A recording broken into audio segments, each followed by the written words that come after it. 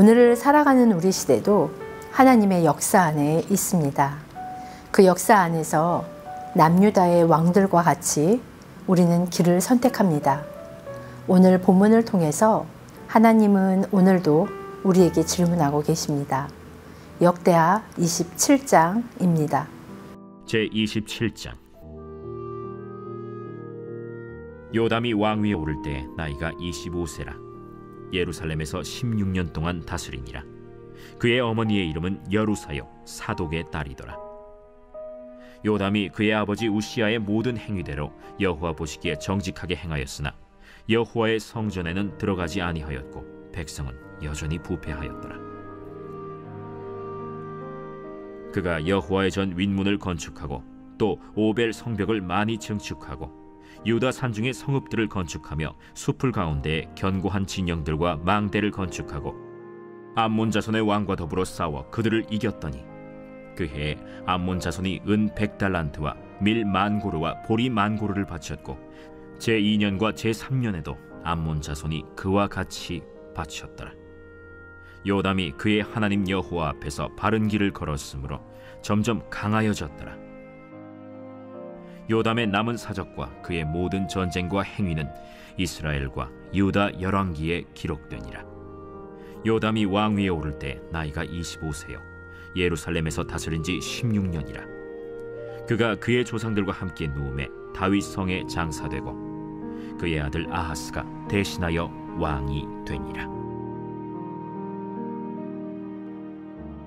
요담의 통치에 대한 역대기의 이야기는 열왕기하 15장 33절에서 38절을 확대하고 있습니다.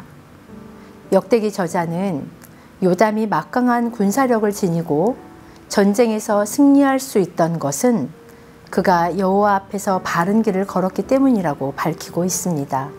6절 말씀입니다. 요담이 그의 하나님 여호와 앞에서 바른 길을 걸었으므로 점점 강하여졌더라.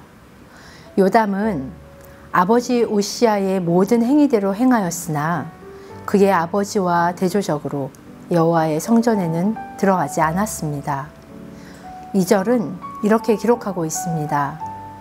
요담이 그의 아버지 우시아의 모든 행위대로 여호와 보시기에 정직하게 행하였으나 여호와의 성전에는 들어가지 아니하였고 백성은 여전히 부패하였더라. 그가 성전에 들어가지 않았고 백성이 여전히 부패했다고 기록하므로 백성의 부패 이유가 요담이 성전에 들어가지 않았기 때문이라고 자칫 오해할 수 있는데 꼭 그렇지 않습니다. 2절 본문은 요담이 여호와의 성전에 들어가는 것만 제외하고 아버지의 모든 행위대로 행했다고 말하고 있는 것입니다.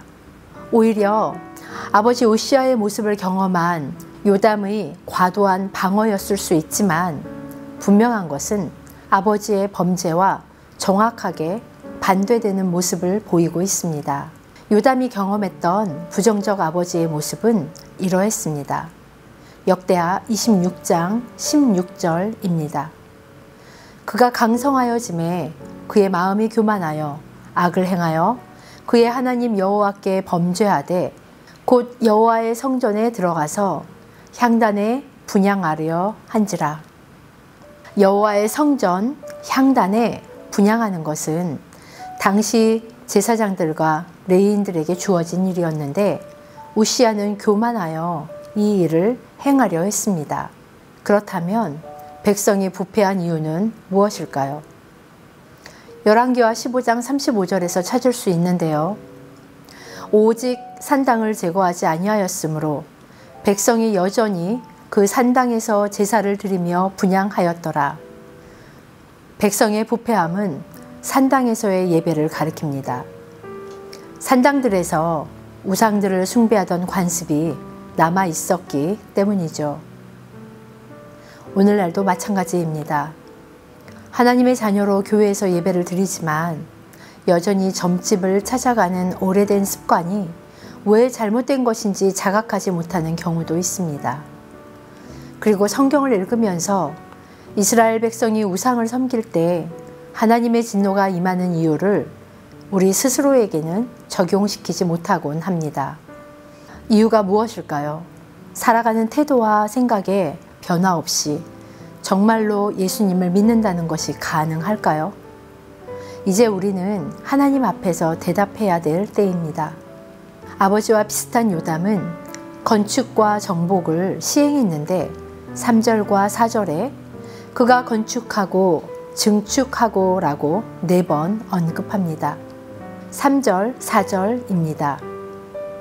그가 여호와의 전 윗문을 건축하고 또 오벨 성벽을 많이 증축하고 유다 산중의 성읍들을 건축하며 수풀 가운데 견고한 진영들과 망대를 건축하고 성전의 윗문은 북쪽에 있어요. 이는 이스라엘의 왕 요아스의 공격으로 다시 증축이 필요했을 것입니다. 그리고 오벨은 솔로몬 성전과 다윗 성 사이에 위치한 산지의 일부를 가리킵니다. 요담은 그 유다의 산지에 성읍들을 건축하고 망대를 건축했다고 이야기합니다. 4절 수풀 가운데로 표현되는 곳은 아마도 산지일 것인데 아람과 북이스라엘의 동맹으로 인한 위협에 맞서기 위하여 이 지역에 요새와 망대를 세웠습니다. 5절을 보면 요담이 암몬 자손과 싸워 이기므로 암몬은 3년 동안 남유다의 조공을 바쳤습니다. 요담의 승리였고 먼저는 아버지 우시야가 치른 전쟁의 승리를 이어가고 있는 것입니다. 26장 8절입니다. 암몬 사람들이 우시야에게 조공을 바침에 우시야가 매우 강성하여 이름이 애굽 변방까지 퍼졌더라. 5절을 보면 암몬이 전쟁에서 패한 후 그해 그리고 2년과 제3년에 상당한 양의 공물을 바쳤고 3년 후 멈추었음을 알 수 있습니다. 그 이유는 요단강 건너편 아람의 세력이 점차 강성해졌기 때문입니다. 이렇게 요담은 아버지 우시야와 마찬가지로 강성해졌지만 우시야가 받았던 유혹에 대하여 요담은 실패하지 않았습니다. 그는 교만에 빠지지 않았습니다. 6절을 다시 읽어보겠습니다. 요담이 그의 하나님 여호와 앞에서 바른 길을 걸었으므로 점점 강하여졌더라. 요담이 형통한 이유는 하나님이 요구한 대로 바른 길을 걸었기 때문입니다. 그 바른 길로 그의 길들을 정했기 때문입니다. 7절에서 언급하는 그의 모든 전쟁은 남유다가 아람과 북이스라엘 왕국의 연합군대와 맞서야 했던 초기 단계였습니다. 그 전쟁은 요담의 아들 아하스 시대로 넘어가고 남유다의 역사는 또다시 하나님을 버리게 됩니다. 역사는 이렇게 반복되고 있습니다.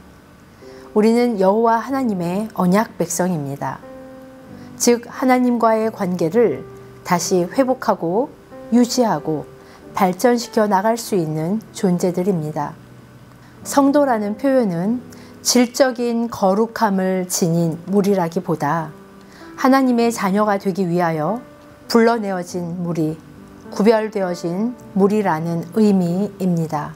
이렇게 세상으로부터 구별되어졌다라는 것은 존귀하도록 구분된 백성, 더 나아가서 하나님의 보배가 되도록 구분된 백성이라는 것입니다. 우리가 누구인지, 하나님께서 우리를 어떻게 선대하시는지 반드시 기억해야 합니다.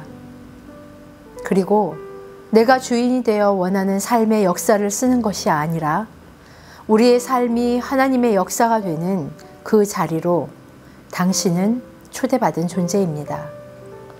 예수 그리스도로 말미암아 주어진 구원의 여정에서 누구의 길을, 어떤 길을 선택하시겠습니까?